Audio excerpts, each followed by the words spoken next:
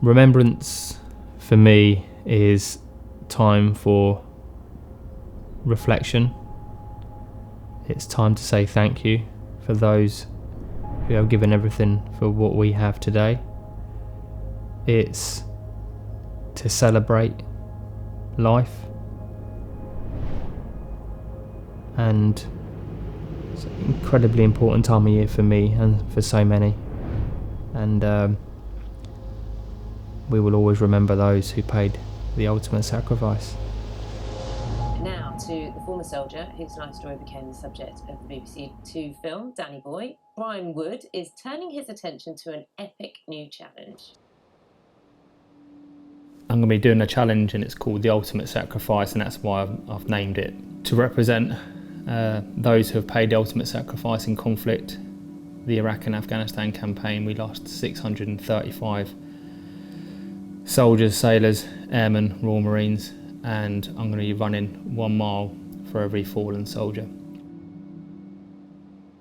You know, it's a hell of a challenge. I mean, 25 marathons is quite, an achievement for anybody under any circumstances. And when Brian came to see me, one of the first conversations we had was, have you trained for that? And he said, well, yeah, I was going to ask you, what would you have done, or how would you have advised it? And basically we concluded that you can train for a marathon, you can train for an endurance race, an Ironman or whatever, in a fairly structured way. But when you're looking at 25 marathons in 25 consecutive days, the training can only take you so far. So I've had the Ultimate Sacrifice t-shirts that have arrived. The reason behind the t-shirts and the names that will be on each t-shirt, I just wanted to make it more personal. It was a daunting task, to be honest, to get the names of the fallen for the Iraq and Afghanistan campaign and making sure we got it right. So I reached out to the government to make sure that we captured everyone who's paid the ultimate sacrifice. And it was tough, really emotional to read the names and to see the incident that occurred for loss of life. I'll just show you one here, for example. So let me just have a look. So, Captain Guy Phillip, which is that one. This is going to be the first t-shirt that I wear. So you can see the 26 names on there, and it's just something that I'm going to be in a lot of pain on this, but it's not going to be nothing compared to the pain of the families, who have lost loved ones, and it will just give me. It's a reminder of what I'm doing, and the reason behind the challenge. We're only days away now to the start line, and I'm a little bit nervous, and when this happens, it becomes very real. But I'm very positive, and I'm up for the challenge, and I'll definitely represent and remember each and every one. I'm from a very heavy military family, hundreds of years unbroken service, and we continue that at the moment. Even at a young age, 16 and 9 months, just a young boy, I just took each day as it came. And physically I was prepared because my dad had me out, and he made me feel uncomfortable in many situations to then later on allow me to be comfortable in them uncomfortable situations. Right. Day 1, 05:36. Slept right last night, to be honest. Went to bed early and then was up about 4:30. A few nerves, but I'm just going to get some breakfast this morning before I've got a few media interviews, and then on the start line, 09, and then we can get going. I think we're like 17,500 into our 20,000 total, which is unreal considering we have not even started yet. So yeah, I'm fully fit, I feel good mentally, looking forward to getting on the start line and get amongst it. And slow is smooth, smooth is fast, like they say in the military. Did you meet the boys? Yeah. The governor. This man will get me through until the end, I tell you what, he's a ledge. The McMeister. Right, I've got that. So There might be some harsh words. I'm going to, well, I'll need it. I'm going to transfer my stuff, is that alright? Yeah. Just before I start, I just want to say thank you very much for those of you who turned up today. It means a lot, and I don't take anything for granted, so thank you very much. I know people have got work and people are retired but have managed to come down here to see me off, and for that I'm very grateful. There's going to be a starter gun which will go off to start us off. So if you hear that, obviously bang, don't worry, it's just the starter gun. And let's get amongst it. Listen, I really appreciate it. I've got a challenge on my hands and I'm fully focused for it. So All of us, Brian. good luck. Yeah. Yeah, I appreciate it.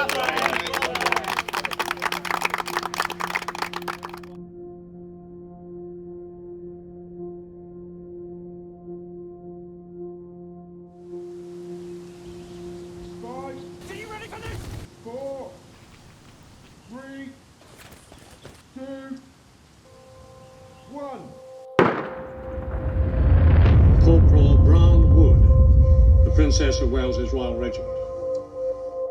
The Military Cross is a gallantry award, and it was awarded to me for a couple of different events that I was involved in, both physically and mentally, tested to the extreme, which I do think definitely helped me with my recent challenge. Day 2, and I'm outside the warrant officers and sergeant's mess for HMS Nelson. Feeling alright, a little bit stiff from yesterday, day 1, but really positive. I'm in a good mental space at the moment, and I'm looking forward to getting going.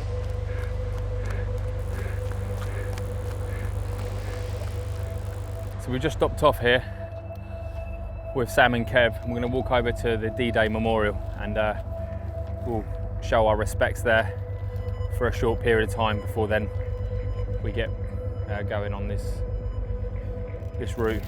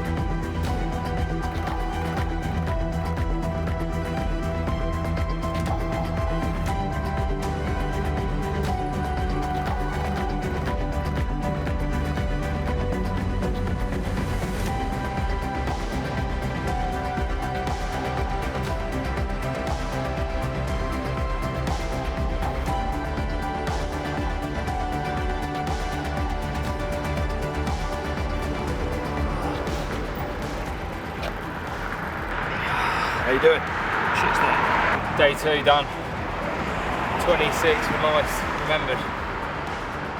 That was tough in periods. Go again tomorrow.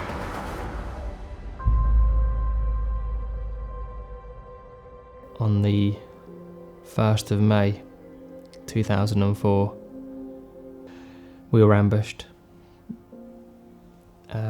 pretty brutally. We're hit by 2 84 Soviet Union missiles which come straight for the side of our vehicle, which was armoured, 33 tons. Definitely the most difficult, stressful situation that I've been in, because I had no control over it. With my platoon commander, he was on the turret floor, unresponsive. Once the smoke cleared, seeing the fire on the left-hand side inside the vehicle, and my gunner screaming, but still engaging out the turret. Us being in the back, it's like you're so disorientated, it's so warm. There's only a small glass window out the back, and with condensation and grit, can't see a lot out of it, but what you can is you can hear what's happening to the vehicle, and it's muffled, but you can hear it's quite lively. Needed to put the fire out clearly, and above the door there's fire extinguishers, and I unclipped it.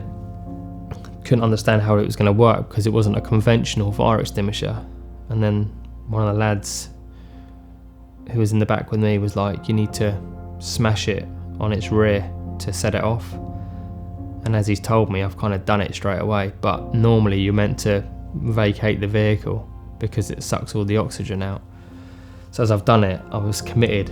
So, you know, instantly froze kind of to my skin, but I've launched it to where the fire was, at the gunner's feet, and it's done its job. It's closed the flames, but also it closed our airways.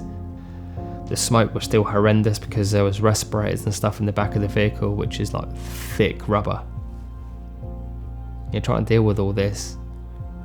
Yeah, the adrenaline was like at the max. In that moment, I remember watching a film called Backdraft, which is an old film, but there's a scene in it that I think it's Kurt Russell puts like loads of water on these rags and puts against people's faces, and I just remembered that situation in this extreme situation that I'm in with this black thick smoke, doing the same. That's what I did. I got these rags, doused them with red hot water because we never had any cold water, and put them on like our noses. Cruz, the lad opposite me, he'd been hit with shrapnel, so he's got a massive chunk of nose dangling down. Just getting on with it really. So I put it over his face, and then I had some shrapnel in my arm, which I just thought was superficial, so I tried to grab it and just pull it out, even though you're not meant to pull foreign bodies out. But in that state I just thought it was small, so I just went to pull it out, but it like my whole arm moved, so I knew it was a lot deeper than you know what I thought it was. I was screaming at Johnson to get us to a safe haven, get us to safety, and the vehicle kicked back up and managed to navigate ourselves to Simic House. So some journey.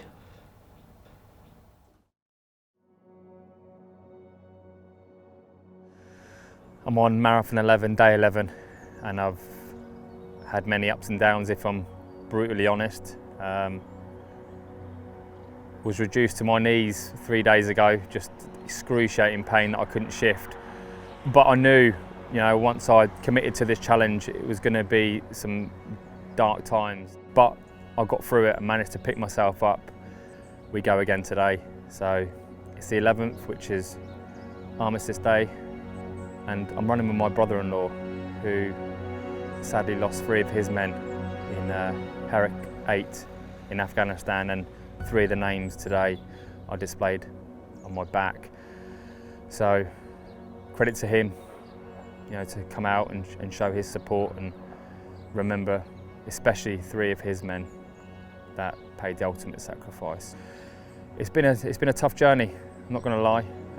We're nearly halfway, and at 11 o'clock today, hopefully we'll get to a church that we can then pay our 2 minutes gratitude and respect for everyone who has given everything for us.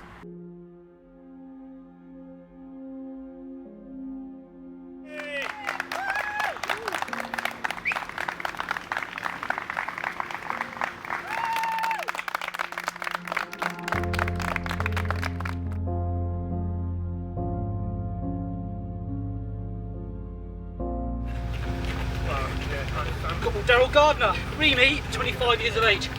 Remembered.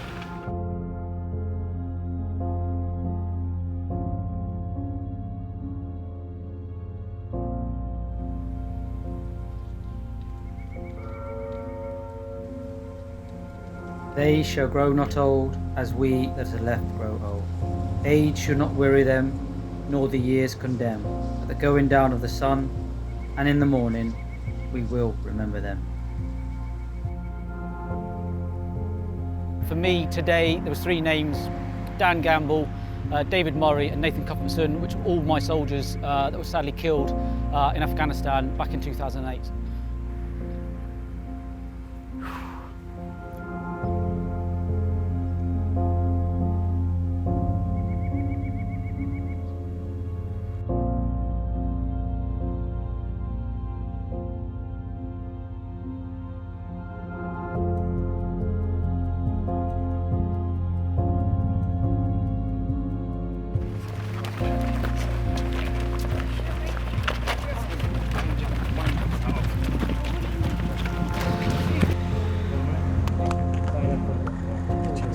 So I first met Brian in 2016. He came on to Good Morning Britain and we interviewed him about what had happened to him at the Battle of Danny Boy and the inquiry that took place after that.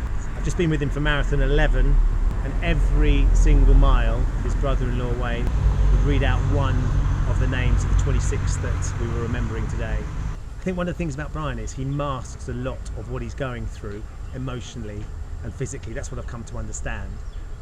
He is in a lot of pain. His knees are killing him. And even though the easy thing would be to stop, he's refusing to let that physical pain stop him from the challenge.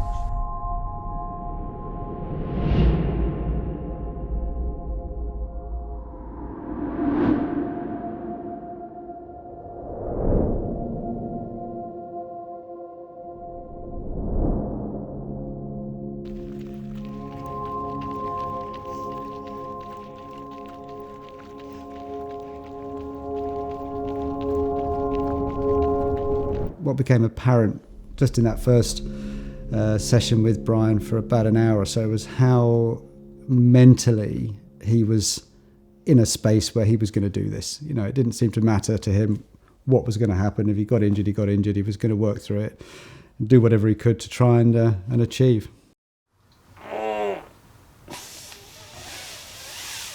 Flipping heck.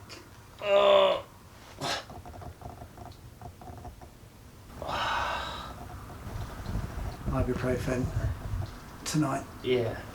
Let's see whether it helps you drop off. Get out of pain a bit. And what about pre-race when you're up and about in the morning? What, food-wise? And warm-up, exercise, stretching? Oh no, I'm very bad at that. When he came back to see me a few days later, he'd had a really tough day. And he was mentioning that his wife, Lucy, had magically appeared with I think it was a chicken and bacon sandwich. And I said to him at that point, so what is your preparation? You know, how have you been getting yourself sorted out for this? And Brian said, what do you mean with nutrition? And I said, well, nutrition been a part of it, but the whole process, you know, what are you doing on the morning of each run? What are you doing after each run? And he kicked off with the nutrition thing and the chicken and bacon sandwich and pork pies and a few sweets here and there seemed to be the extent of his nutritional sort of preparation, and maybe that helped him. We don't know really, it's difficult to say, but certainly each morning he was crawling out of bed, I think, and sort of bumping his way down the stairs and trying to get himself going, but essentially, I mean, he going out to really sort of achieve something to support the whole challenge. He didn't want the challenge just to be getting round 25 marathons in any time possible, you know, 5 hours, 5.5 hours. He wanted to run it and put in a really good shift.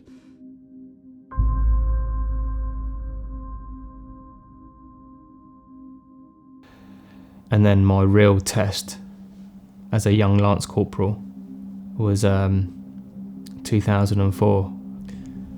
That was the start of Danny Boy. And originally we were just called out to go and extract 2 casualties from the Argyll and Southern Highlanders. Normally we'll be fighting in the city. All of the time it was always city fighting, hard urban fighting. But this was different. We needed boots on the ground, so the commander decided that the best course of action was to tell the dismounts to prepare to get out of the armoured vehicle and go and launch a counter-attack. And I just ran hard and fast. And I looked back and I seen the bravest of 2 other lads follow me in. And we just started to move forward.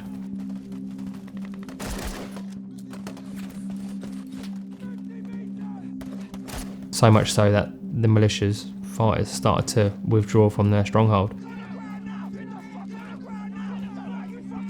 It's the first time that I'd seen sort of real close-up enemy dead, but at that moment you just have to switch off from the collateral and the carnage which is around you to closing and destroying the enemy who are trying to kill us. But they've got no remorse. And then we got told that we need to go and collect the bodies of the dead, which, if I'm honest, still haunts me to this day.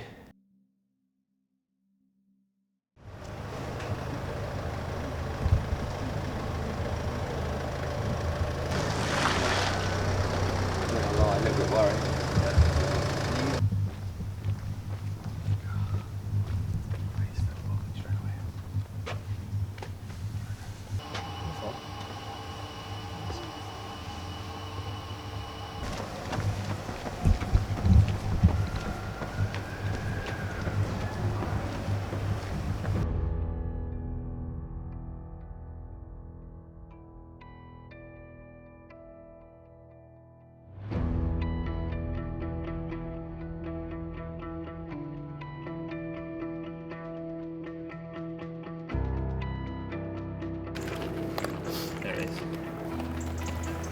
Saved you. Oh, I can smell that, can you?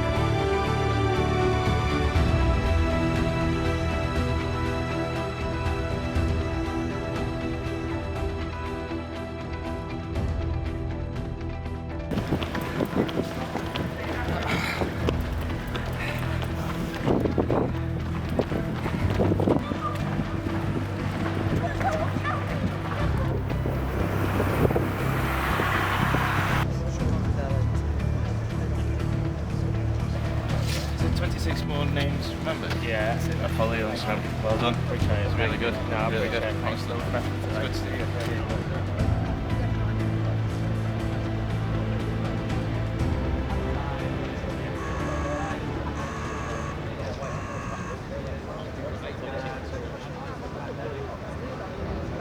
you. Iraq and Afghanistan is what I committed to, and that's the memorial. So it's fitting that I come here to pay my 2 minutes respect, gratitude, thank you, and yeah, and just have that moment of reflection as well. I think it's really important.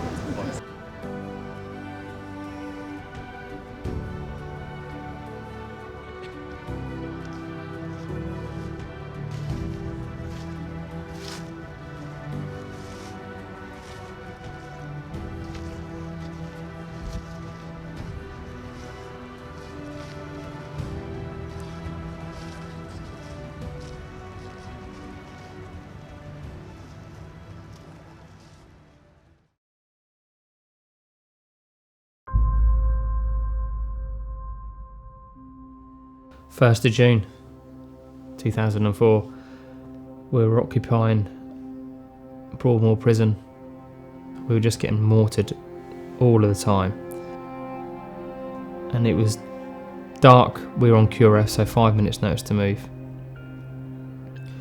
Radio, message come through. There's been an incident. The Camp Abinaji is getting mortared again. Our mission was to basically seek and destroy, but they knew that we were going to react. They knew that we were going to come into this city at the points where they were firing their mortars, so they were ready.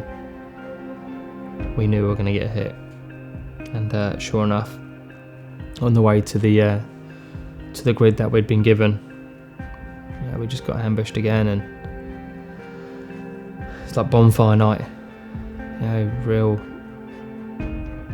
pressured situation again, and I was in the back, disorientated, standard, listening to it all go off, and then the vehicle that was working with us was kind of mobilised, and I could hear my commander trying to get hold of the vehicle. There was nothing, so we decided to reverse up our vehicle up, open the back door, and then for us, me and Coops, to get out and have a look what's going on. Why weren't they responding?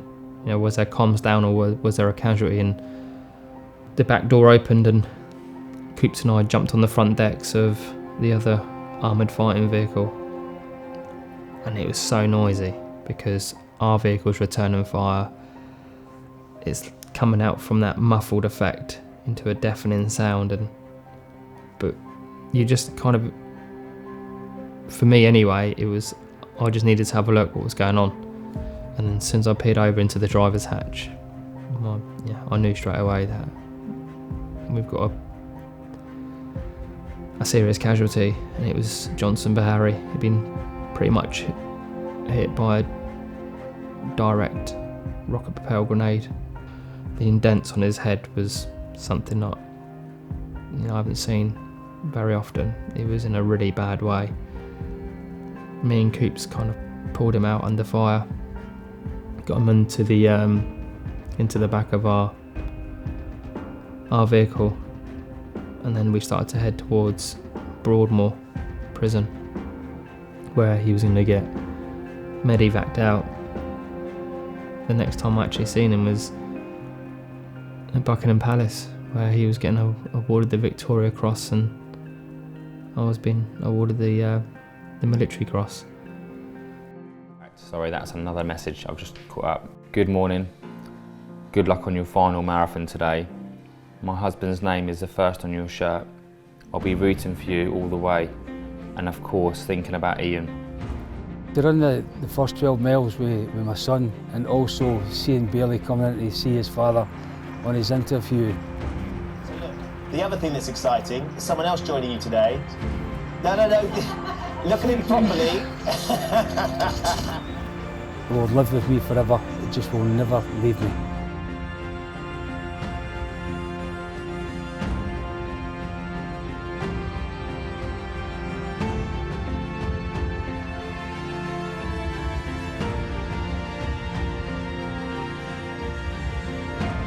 Ladies and gentlemen, Mile 9, Lance Corporal Oliver Thomas.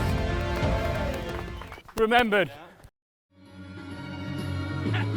Sweet Caroline, good times never feel so good. So good, so good, so good. I knew deep down if my body would cope, my mind would surpass my body, and we're here now at mile 12, and I've now remembered every single servicemen and women who paid the ultimate sacrifice serving this great nation. Well done, Brian.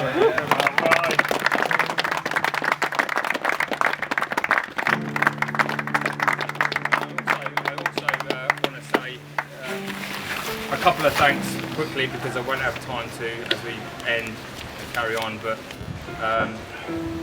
Mick, I've grown quite close to him over. He's been a good egg to me, Still make Malone points, and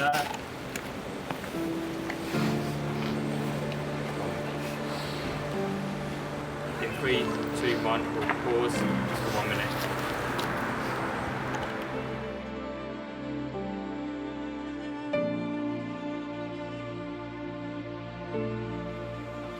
Thank you.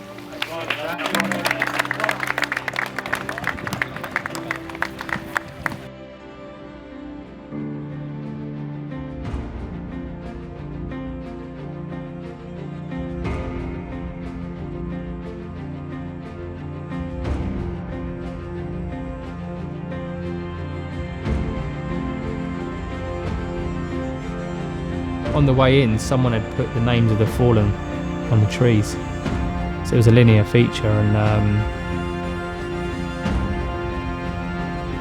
remember running by and sort of looking at these names, and there were so many on these trees. Just seeing everyone from the fire service to the whole community. You know, everyone seemed to take a day off and come to support me, and as I've crossed the line, you know, just all the emotions, you know, were there to be seen. It was, but to have my dad down, my wife, boys run with me on that last day was a special day.